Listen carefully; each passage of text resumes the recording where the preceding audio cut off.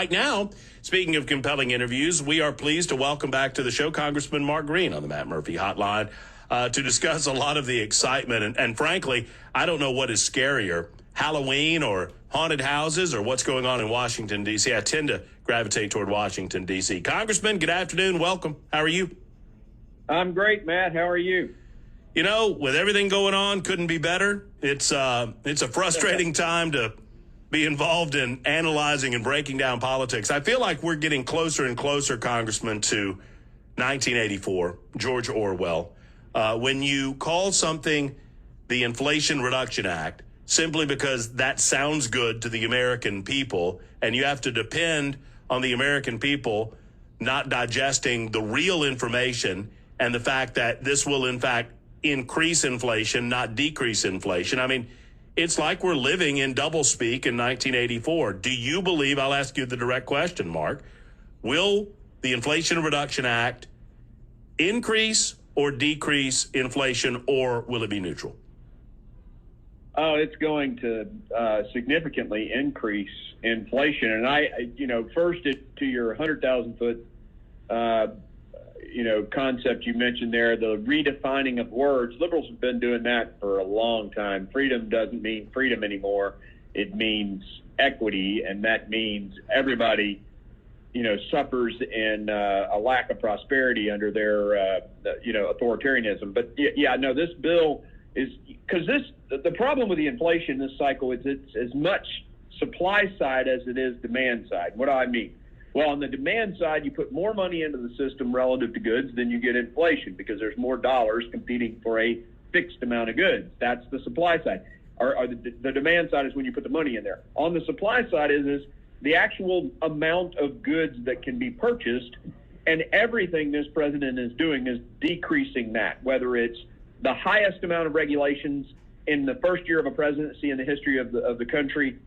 That's Joe Biden, and that is a cost to doing business. It's decreasing the production of goods.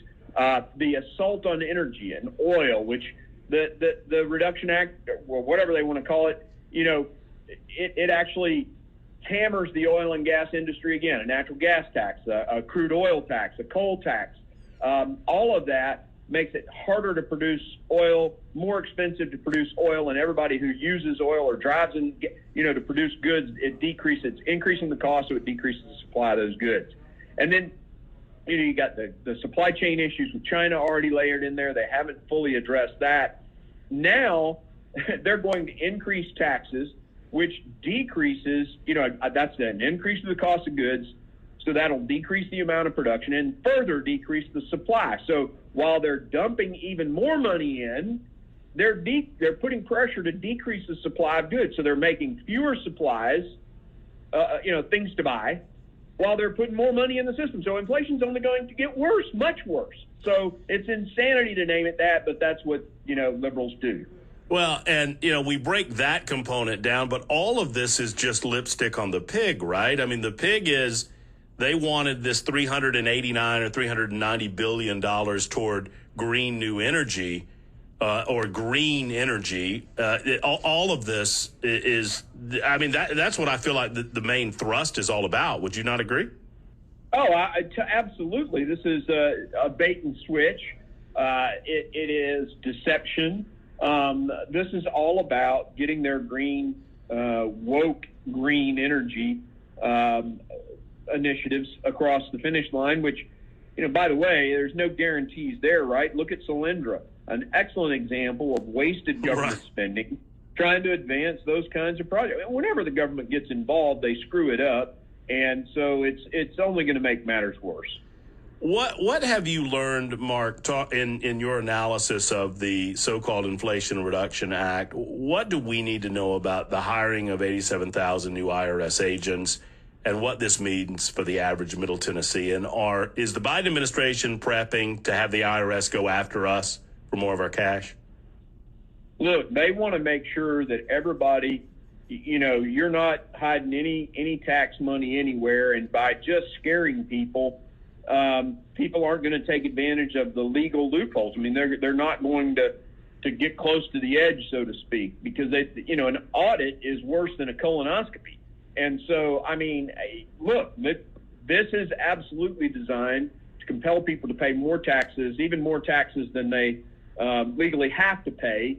And, again, it's to support growing government in Washington, D.C. That's what it's all about. And, with the way they've hijacked, and I'm not a conspiracy theorist, but the way they've hijacked the DOJ, who knows what these 87,000 IRS agents are going to do. So the big debate amongst D.C., the D.C. class is whether or not this increases taxes on middle-class America. What's your analysis? Yeah, so absolutely. Everybody who heats their home with natural gas, crude oil, or coal are going to pay an increased fee because the government is charging higher taxes for all of those folks. So our energy bills are going to go up. There's going to be an upward pressure on the price of fuel at the pump. So absolutely, people are going to pay more taxes. Let me ask you, what would you need to see out of Mar-a-Lago to justify what the FBI did to Trump? Not a thing. I mean, look, the crime that was supposedly committed with this classified information, the barrier to actually charge the crime is so high. You have to show intention to use the information in a malicious way. There is no possible way they're going to get a conviction out of this thing. And if they do, it's fabricated. So I don't see a justification. Now, who knows what people are whispering to the DOJ? But I don't see any reason for that to happen. It's unheard of in American history. It just shows you how far the DOJ has gone political. When you just simply compare what happened to Hillary Clinton and Donald Trump. I mean, it's night and day. Donald Trump did not smash phones and delete servers and hide information from people investigating. That's exactly what Hillary Clinton did. So I mean, it's just it's proof that the swamp is just as bad, if not worse, than it was. Regardless of what your position was or is on what we should have done about that region of the world, I was long of the position that we needed to get out of there, extract ourselves. The nation building was not working in the fashion that we had hoped.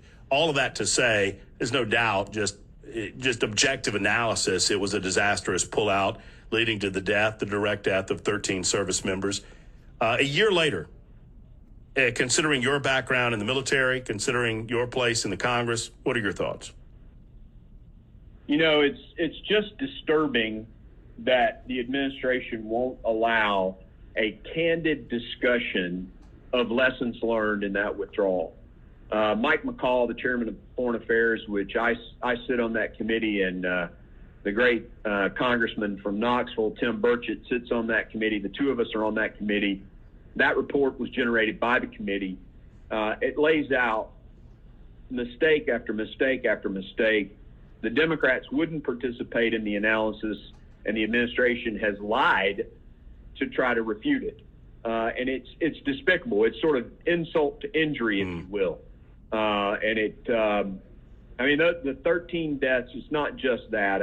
I don't know if you're aware of this, but one of the brothers of the 13, that one of the guys that died, the brother just committed suicide because he Wow. couldn't get over his brother's death. I mean, the ramifications of this just echo throughout the country and throughout the world. Vladimir Putin is in Ukraine because of the weakness of Joe Biden in that withdrawal. Xi Jinping is stepping up his, rhetoric and actions with Chinese fighter jets flying into Taiwanese airspace. I mean, the world is a much less stable place because of the weakness of Joe Biden and that failed withdrawal. So it's just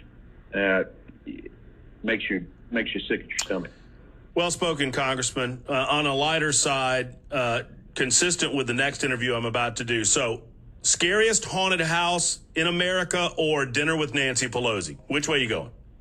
Yeah, well, I'm all in for the haunted house. I don't do haunted houses. Well, Well, you don't want anything to do with this haunted house if that's the case. Then, Congressman, thanks for your time, and we appreciate you and your willingness to come on and speak to the constituency and the audience of Middle Tennessee. We'll talk again very soon.